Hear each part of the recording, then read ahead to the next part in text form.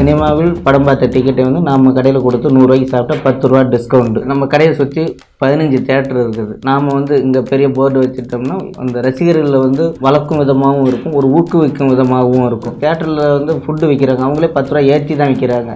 அதை 10 ரூபா கம்மி பண்ணி விற்றா கூட இன்னும் மக்கள் கூட்டம் அதிகமாக சினிமாவுக்கு வரும். கவிஞர் கிச்சனா ஏதாவது ஒரு கவிஞர் இங்கே இருந்துக்கிட்டே இருப்பாங்க. இப்போ பாடல் எழுதிட்டு கவிஞர் சங்கத்துலேருந்து யாராவது 2 கவிஞர்கள் இங்கே வருவாங்க. கோடம்பாக்கம் வட்டாரத்தில் இது வந்து ஒரு ஏவிஎம் இருக்குன்னா இன்னொரு விஷயம் இருக்கும், கவிஞர் கிச்சன் இருக்கும், ஒரு டீ கடை இருக்கும். இது மாதிரி ஒரு பேர் போன ஒரு இடங்கிறதால வந்து நிறைய பேர் வருவாங்க.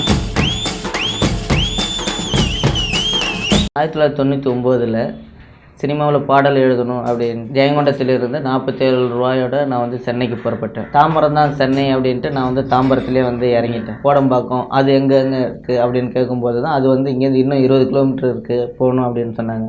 நான் வந்து இன்னும் 20 கிலோமீட்டர் போகணுன்னா நமக்கு வந்து கையில் காசு இல்லை, பையில் எதுவும் கொண்டுட்டு வரல. சரி என்ன பண்ணுறது அப்படிங்கும்போது ஒரு வண்டி கடை வந்து என்னை வந்து தாயாக வரவேற்றது. டிப்ளமோ முடிச்சுட்டு சென்னைக்கு வந்தேன். ஆனால் அந்த வண்டிகளில் வந்து சார் நான் வந்து டிப்ளமோ முடிச்சிருக்கிறேன், நான் வந்து ஃபைல் தான் கையில் தூக்கிட்டு வருவேன், எனக்கு வந்து பாத்திரத்தை தூக்கி பழக்கம் இல்லை அப்படின்னு சொன்னால் அந்த வண்டி கடைக்காரர் என்ன சொல்லியிருப்பார், தம்பி உனக்கு சொல்லி புரிய வைக்க முடியாது, உன்னை வந்து வேலைக்கு வச்சுக்க முடியாதுன்னு வெளில அனுப்பிச்சி விட்ருப்பார்.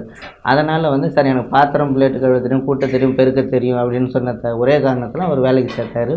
அதில் வண்டி கடையில் வந்து பாத்திரம் கழுவி சர்வர் ஆகி அதுக்கப்புறம் புரோட்டா மாஸ்டர் ஆகி பாடல் எழுதுறதுக்கு 2009 வந்து நான் வந்து கோடம்பாக்கத்தில் காலடி வைக்கிறேன். எல்லா வேலையும் கற்றுட்டு புரோட்டா மாஸ்டராக வந்து சாலிகிராமத்தில் வந்து ஒரு ஹோட்டலில் ஜாயின் பண்ணேன். காலையில் வந்து நான் வந்து நந்தன் ஆர்ட்ஸ் காலேஜில் பிஏ தமிழ் முடிச்சிருக்கிறேன். தென்னவன் படத்தோட எடிட்டர் சலீம் அவர் வந்து இன்றைக்கி இல்லை, அவர் சொன்னார் வந்து சினிமாவில் வந்து பெரிய கடல், இப்போ நடிக்க வைக்கணுன்னா நானே அழைச்சிட்டு போய் நடிக்க வச்சுருவேன், நீ ஆசைப்படுறது வந்து பாடலாசிரியர் ஆகணும்னு, அதனால் வந்து பாடலாசிரியர் நீ இலக்கியம் படிக்கணும், தமிழ் படிக்கணும் அப்படின்னாரு. சாலிகிராமத்தில் வந்து நான் வந்து உணவகத்தில் வேலை பார்த்துட்டு இருக்கும்போது Balu Mahendra sir chilli chicken வந்து என்கிட்ட தான் வாங்குவார். ஆனால் வந்து சார் தான் அப்படிங்கிறது எனக்கு தெரியாது. நான் வந்து சில்லி சிக்கன் போட்டு கொடுத்து நீட்டாக போட்டு கொடுத்துருவேன். ஆனால் என்னோடய கொடுப்பனையே என்னன்னு தெரில, அவர்கிட்ட நான் வந்து கொடுப்பேன், அவர் என்கிட்ட வாங்குவார். சாலிகிராமத்தில் வேலை பார்க்கும்போது கேகே நகரில் வந்து இப்போ கவிஞர் கிச்சன் அப்படிங்கிற உணவகம் வந்து ஒரு ஓனர் நடத்திட்டு இருந்தார். அந்த ஓனராலும் நடத்த முடியல, நான் எடுத்து நடத்த ஆரம்பித்தேன்.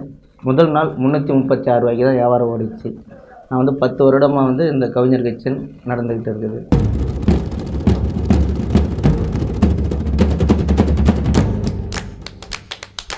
சினிமாவுக்காக வந்திருக்கிறோம். சினிமா நண்பர்கள் வந்து நாம் தேடி போக முடியல. ஆனால் இந்த இடத்துல வந்து பார்த்திபன் ஆஃபீஸ் இருக்குது. அதுக்காக வந்து இந்த சைடு வந்து நிறைய நண்பர்கள் வருவாங்க, உதவி இயக்குநர்கள் வருவாங்க. சினிமாவில் சாதிக்கணும்னு வரவங்க யாராக இருந்தாலும் வந்து இந்த கவிஞர் கிச்சன் வந்து அடைக்கலம் தருது. புரோட்டா சூரி இங்கே வந்து தான் புரோட்டா வாங்குவார். அதுக்கப்புறம் தான் வெண்ணிலா கபடி குழு படமே வந்தது. சுசீந்திரன் சார் இந்த கடையிலேருந்து பக்கத்து கடையில் தான் தங்கியிருந்தார். எனக்கே ஆச்சரியமாக இருந்தது அந்த படம் பார்க்கும்போது. சரி, புரோட்டா சூரி வந்து நம்ம கடையில் புரோட்டா வாங்கினதால தான் அவருக்கு புரோட்டா சூரின்னு பேர் வந்தது அப்படின்ட்டு. அதுக்கப்புறம் வந்து அப்புக்குட்டி சார் வருவார். அப்போ வந்து சாப்பாடு 22 ரூபா. ஆனால் அப்புக்குட்டி சார்கிட்ட வந்து நான் வந்து 10 ரூபா தான் வாங்குவேன். முனிஷ்காந்த், கஞ்சா கருப்பு, தீப்பெட்டி கணேசன், பிச்சைக்காரன் படத்தில் வந்து மூர்த்தி, அவர் வந்து பப்பாளி படம் கருப்புசாமி குத்தகட்டார் படம் பண்ண இயக்குனர். சைத்தான் படத்தில் வந்து பரந்தாமன். இப்படி வந்து இந்த கவிஞர் கிச்சனுக்கும் இந்த காமெடி நடிகர்களுக்கும் ஒரு உறவு இருக்குது. ரெண்டாவது சமையலும் சங்கீதமும் எனது 2 கண்கள்ங்கிறதால வந்து சங்கீதம் ஒரு பக்கம், சமையல் ஒரு பக்கம் நான் பார்த்துட்ருக்கேன். இப்போ வேலைக்காரங்களை வச்சுட்டு எம்ப்ளாயிஸை வச்சுட்டு நம்மகிட்ட பாடல் எழுதலாம். எனக்கு என்னவோ அந்த நம்ம இனங்கள் வந்து போகிற இடமாச்சே அப்படின்ட்டு பல இயக்குநர்கள் வந்து போயிருக்காங்க. ஜீவன், ரேணுகுண்டா பன்னீர்செல்வம், கவிஞர் அறிவுமதி சார், முத்துலிங்கம் சார், இளையக்கம்பன், முத்து விஜயன், இப்படி பல பிரபலம். அன்றைக்கி வந்து லாஸ்ட் நாளாக வந்து இந்த கவிஞர் கிச்சன் வந்து ஒரு போர்டை மட்டும் எடுத்துட்டேன். உள்ளே சின்ன போர்டு இருந்தது. பெரியசுடன் சார் ஐயா வந்து உள்ளே வந்துட்டாங்க. அவங்க வண்டியை நிப்பாட்டி உள்ளே வந்துட்டு இந்த யார் கவிஞர் அப்படின்னு கேட்டார். நான் வந்து நான் தான் சொன்னேன். கவிஞர் கிச்சன் அப்படிங்கும்போது நான் கவிஞர் வந்து பெரிய ஆளாக இருப்பாங்களா அப்படின்ட்டு நினச்சேன் அப்படின்னாரு. இல்லைங்க சார், நான் தான் சார் அப்படின்னு சொன்னேன். சரி, நான் வந்து இப்போ தான் சார் பாடல் எழுதிக்கிட்டு வளரும் பாடலாசிரியர் சார். பாடல் எழுத தான் சினிமாவில் நான் வந்து இன்றைக்கி ஊரில் இருந்திருந்தால் ஒரு தாசில்தாராவோ டெப்டி கலெக்டராகவோ ஒரு அட்லீஸ்ட் ஒரு வக்கீலாகவே ஆகியிருப்பேன். அதுதான் என்னுடைய லட்சியம். அது ஊரில் இருந்தது அது மாதிரி நடந்திருக்கும். எனக்கு வந்து சினிமா தான் லட்சியங்கிறதால வந்து நாம் வந்து திரைப்பட பாடலாசிரியராக இருக்கோம். இங்கே வந்து பல கோடி மக்கள் இருக்கிறதால வந்து நாம் வந்து நம்மளை அடையாளப்படுத்துறது வந்து சினிமா பாடல் தான். அப்படி சினிமா பாடல் வந்து முதல் வந்து வேடப்பன் படத்தில் வந்து மல்லி வச்சான் பாடல் வந்து எழுதியிருக்கிறேன்.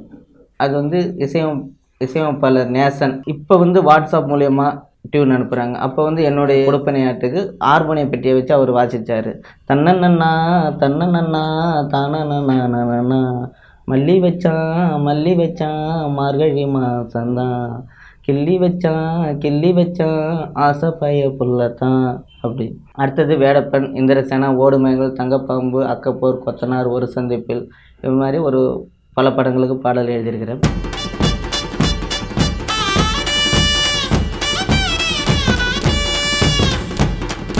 விஜய் ஆண்டனி சார்கிட்ட வந்து நான் வந்து பாடல் எழுத போயிருந்தேன். அவருக்கும் அம்மா சென்டிமெண்ட்டு ரொம்ப அதிகம். இப்போ எனக்கும் அம்மா சென்டிமெண்ட் அதிகம். அம்மா பாடலில் வந்து நீங்கள் வந்து ஒரு பழைய பாடல், அம்மா பாடல் மெட்டுக்கு நீங்கள் வந்து ஒரு பாடல் எழுதுங்கன்னாரு. அதே மாதிரி எழுதி காமிச்சேன்.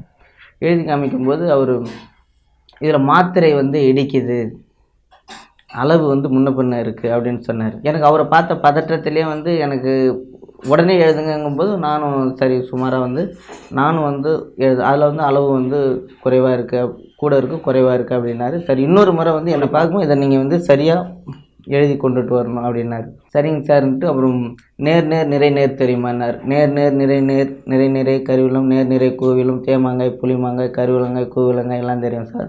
மாத்திரை வந்து அரை மாத்திரை, கால் மாத்திரை, முக்கால் மாத்திரை, முழு மாத்திரை, 2 மாத்திரை இதெல்லாம் தெரியும் சார் அப்படின்னு சொன்னேன்.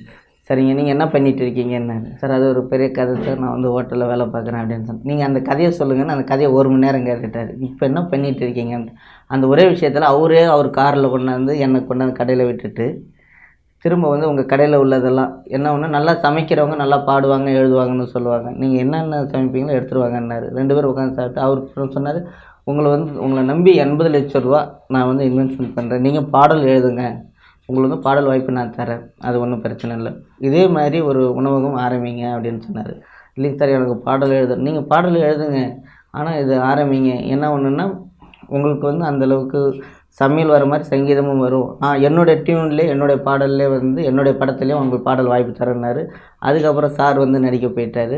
இப்பயும் அந்த உறவு முறை இருக்குது. எப்போ பார்த்தாலும் வந்து அடுத்தது பொறுமையாக ஆரம்பிப்போம் அப்படிம்பாரு. எனக்கு என்னென்னா நமக்கு பாடல் தர இசையமைப்பாளர் வந்து நடிக்க போயிட்டார். சரி பரவாயில்ல. அப்புறம் ஜிவி பிரகாஷ் குமார், இதே மாதிரி ஜிப்ரான் சார் எல்லாருமே வந்து பாடல் வாய்ப்பு தரணும்னு சொல்லியிருக்காங்க. எனக்கு வந்து இப்போ இயக்குநர்கள் வந்து நண்பர்கள் இருக்கிறாங்க. இப்போ சந்தான படம் பண்ணுறாரு ராஜான்ட்டு, இப்போ பக்கா படம் சூர்யா, அழகு படம் கிச்சா அசிஸ்டண்ட் கார்த்திக், இதேமாதிரி நண்பர்கள் இப்போ உதவி இயக்குநர்களாக இருந்தவங்க இப்போ நம்ம கடைக்கும் நமக்கும் பரிச்சயமானவங்க பல நண்பர்கள் வந்து இப்போ இயக்குநர்களாக மாறியிருக்காங்க. அந்த இப்போ விக்ரம வச்ச படம் அந்த விஜய் சந்தர் இதேமாதிரி நண்பர்களை மாதிரி இருக்கும். அவங்களுக்கு வந்து ஏன்னா முதல் படங்களும் நாம் போய் அந்த இடத்துல குறுக்கு சால் ஒட்டிடக்கூடாது, அவங்களுக்காக வந்து கூப்பிடுவாங்க, கண்டிப்பாக கூப்பிடுவாங்கங்கிற நம்பிக்கை எனக்கு இருக்குது. சில இயக்குநர்கள் வந்து நீங்கள் நடிங்க, அது வந்து எனக்கு ஈஸியான வேலைங்க, உங்களுக்கு நான் அதை செஞ்சிருவேன் அப்படின்னு சொல்லுவாங்க. பாடல் எழுத தான் வந்தேன், பாடலாம் எழுதணும் அப்படிமே இருந்தாலும் அது ஒரு பக்கம் இது ஒரு பக்கம். இப்போ ரெக்கை படத்தில் விஜய் சேதுபதி படத்தில் வந்து கண்டக்டர் நடிக்க வச்சார் சிவா சார். என்ன ஒன்றுனா என்னுடைய கேப்டன் ஆஃப் த ஷிப் அதில் வந்து நீங்கள் ஒரு ஆளாக இருங்க, ஒன்றும் பாடல் எழுதினாலும் ப்ரொடியூசரோட கண்ட்ரோலில் பாடல் எழுதுகிற பக்கம் போயிடுது. இயக்குனருங்கிற பகுதியில் வந்து நீங்கள் வந்து நம்ம கூட இருக்கணும், ஏதோ ஒரு இது பண்ணி அடுத்து வந்து நம்ம பண்ணோம். அவருடைய உதவியாளர் வந்து ஜீவாவுக்கு கதை சொல்லியிருக்கிறாங்க. இப்போ சிவகார்த்திகேயன், விமல் எல்லாருமே வந்து இது ப்ரோக்ராமில் வந்து விஜய் டிவியில் கலந்துக்கிட்டோம். அப்போ கூட சிவகார்த்திகேயன் சார் வந்து சொன்னார், வெயிட் பண்ணுங்க வாங்க அப்படின்னு சொன்னார். சரிங்க சார். எனக்கு என்னென்னா நண்பர்களை போய் துன்புறுத்த தேவையில்லை, சங்கடப்படுத்தக்கூடாது. இப்போ பார்த்திபன் சார் வந்து அடுத்த படத்தில் பாடல் வாய்ப்பு தரேன்னு சொல்லியிருக்கிறாங்க. இது மாதிரி முக்கியமானவங்கள்லாம் வந்து நம்ம நட்பு வட்டாரத்தில் இருக்கிறாங்க. அவங்க அந்த நேரத்தில் வந்து அவங்க கூப்பிட்டு சொல்லும்போது நம்ம போய் பாடல் எழுதுறக்கூடிய தருவாயிலும் அந்த உத்வேகத்திலையும் தான் நான் இருந்துகிட்டு இருக்கிறேன். இந்த ராஜகிரண் சார், ரோஜா மேடம், பார்த்திபன் சார், கஞ்சா கருப்பு, விஜய் ஆண்டனி சார், விவேக் சார், இவங்கெல்லாம் வந்து நம்ம கஸ்டமர்கள் தான். இப்போ பார்த்திபன் சார்னால் எக் மசாலா சாப்பிட்ணுன்னா நம்ம கவிஞர் கிச்சன் தான் இங்கே தான் சாப்பிடுவார், பையனை அனுப்பிச்சி வைப்பார். இப்போ கஞ்சா கருப்பு இருக்கிறாருன்னா அவர் வந்து காடை, அவர் வந்து நாட்டுக்கோழி காடை 2 தான் சாப்பிடுவார். இதுக்காக காடை வந்து அவருக்காக வந்து ஒரு எம்ஜிஆர் நகரில் ஒரு கடை இருக்குது தனியாக, அவருக்காகவே வந்து செட்டிநாடு அவர் ஸ்டைலில், அவர் ஏற்கனவே வந்து உணவகத்தில் வேலை பார்த்துருக்கிறாரு அவங்க ஊரில், அந்த ஸ்டைலில் சமைக்க சொல்லுவார். ராஜகிரண் சார் வந்து அவங்களுடைய அலுவலகத்துலேருந்து ஒருத்தரை வர வச்சு இந்த கவிஞர் கிச்சனில் வந்து அஜனமட்டை சேர்க்க மாட்டாங்களாம், அதனால் வந்து அஜனமட்டை சேர்க்காத அந்த கடையில் போய் நீங்கள் இருக்கிறதுல ஒவ்வொரு ஐட்டம் ஒன்று வாங்கிட்டு வாங்க அப்படின்னு சொல்லியிருந்தேன். அதுவே ஒரு 5000 ரூபாய்க்கு பார்சல் வாங்கிட்டு போனாங்க. ரோஜா மேடம் வந்து பிரியாணி விவேக் சார் வந்து கல் தோசை. இப்போ மணிவண்ணன் சார் இங்கே இருந்தார். அப்போ வந்து அவங்களுக்கு வந்து ரைஸ் சாப்பிடுவார், fried rice, chicken fried rice இங்கேருந்து தான் போகும். ரெகுலராக பல விஐபிகளுக்கு பார்சல் போயிட்டு இருக்குது. கஞ்சா கருப்பு வந்து நம்மளுக்கு 5 வயது டிஃப்ரெண்ட்டாக இருக்கலாம், ஆனால் உடன்பிறவா சகோதரர் மாதிரி அவர் வந்து மத்திய சென்னையில் வந்து அவரை வந்து ஐயானா அவர் காலில் வந்து கும்பிட்டு, ஐயா நான் வந்து சினிமாவில் பாடலாசிரியராக வாய்ப்பு தேடிட்டு இருக்கிறேன் அப்படின்னு கேட்கும்போது, என்னப்பா பண்ணிகிட்டு இருக்கிறேன்னாரு. நான் வந்து சார் இதேமாதிரி ஹோட்டலில் வேலை பார்த்துருக்கேன் சார். நானும் ஹோட்டலில் வாடுறது மனமாக இருந்தாலும் சேர்றது இனமாக இருக்கிற மாதிரி அவரும் ஹோட்டலில் வேலை பார்த்தவங்கிற ஒரே காரணத்தால் வந்து சரி நானும் ஹோட்டலில் தான் வேலை பார்த்தேன், சரி அடிக்கடி வாங்க எங்கே இருக்குது உங்கள் ஹோட்டல் அப்படின்னாரு. நான் வந்து இதேமாதிரி காமராஜர் சாலை, KK நகர் அப்படின்னு சொன்னதும் அவர் அடிக்கடி வருவார். அவர் வரும்போது சரி முட்டை பரோட்டா வந்து அவரே போட்டு சாப்பிடுவார். ஆனால் பரோட்டா வந்து அவருக்கு பிடிக்காது. நம்ம கடையில் வந்து முட்டை பரோட்டா வந்து அவர் சாப்பிடுவார். சிவகங்கையில் வேலை பார்க்கும்போது எப்படி சாப்பிடுவார் அதை வந்து இன்றைக்கும் உரிமையாக வந்து நீட்டாக சாப்பிடுவார்.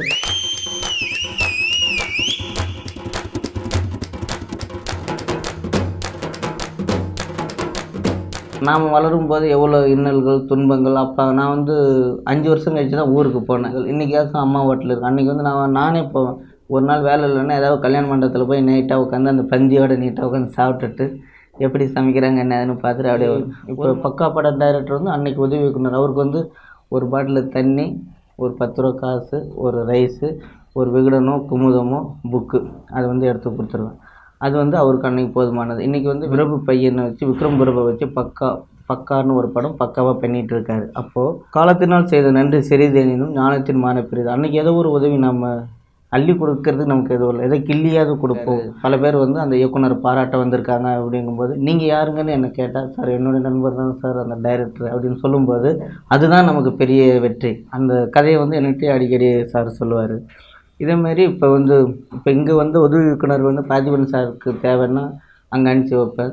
சங்கர் பச்சான் சார் இதேமாரி ஒவ்வொரு இயக்குநர்கள் யாருக்காச்சும் உதவி இயக்குநர்கள் தேவைன்னா இங்கேருந்து கூப்பிட்டு போவாங்க, இங்கே ஃபோன் பண்ணி சொல்லுவாங்க. இப்போ சிங்கம் படத்தில் கூட 3யில் வந்து சேதுன்னு இங்கே வந்தவர் தான் அங்கே உதவி இயக்குனராக ஒர்க் பண்ணியிருக்காரு. இதேமாரி வந்து நாம் இப்போ சினிமாவில் வந்து ஒரு கவிஞர் வந்து பாடல் எழுதிவிட்டால் முதல்ல வந்து அந்த உதவி இயக்குனர் தான் இது எப்படி இருக்குதுன்னு பார்க்குறாங்க. அதுக்கப்புறம் தான் டைரக்டர்கிட்ட கொண்டு கொடுக்குறாங்க. அப்போது ஒரு உதவி இயக்குநர்கள் தான் சினிமாவுக்கு வந்து தூண். அப்போது அவங்களுக்கு நாம் வந்து ஒரு உதவி செய்வோம் அப்படிங்கும்போது அப்படி உதவி செஞ்சால் அவங்க ஒரு நாள் வந்து நமக்காக பெருசாக எதுவுமே செய்ய தேவையில்லை. நமக்கு வந்து அந்த பாடலை வந்து அவங்களுக்கு சரியானதாக இருந்தால் மட்டும் தேர்ந்தெடுத்தால் போதும். இல்லை என்றால் நாம் நடந்து வந்த பாதை யாரும் கடந்து செல்ல தேவையில்லை. ஒரு சாப்பாட்டுக்காகவும் மற்ற சின்ன சின்ன விஷயத்துக்காகவும் நாம் ஏன் போய் ஒரு லட்சியவாதி இன்னொரு இடத்துல போய் கையேந்தக்கூடாதுங்கிற ஒரு இதுக்காக தான் அந்த உதவியை வந்து நாம் பண்ணிகிட்ருக்கோம். சென்னையில் சினிமாவில் சாதிக்க வேண்டும் என்று இளைஞர்கள் யார் வந்தாலும் இந்த உணவகம் தாயாக வரவேற்கும். நீங்கள் வரலாம், வந்து இருக்கலாம், உங்களுடைய லட்சியத்தை நீங்கள் அடையலாம். ஆனால் முயற்சியை மூச்சாய் கொண்டுள்ளவர்கள் மட்டும் வரவும். அவங்கள வரவேற்பது இந்த கவிஞர் வச்சிருந்த மகிழ்ச்சி.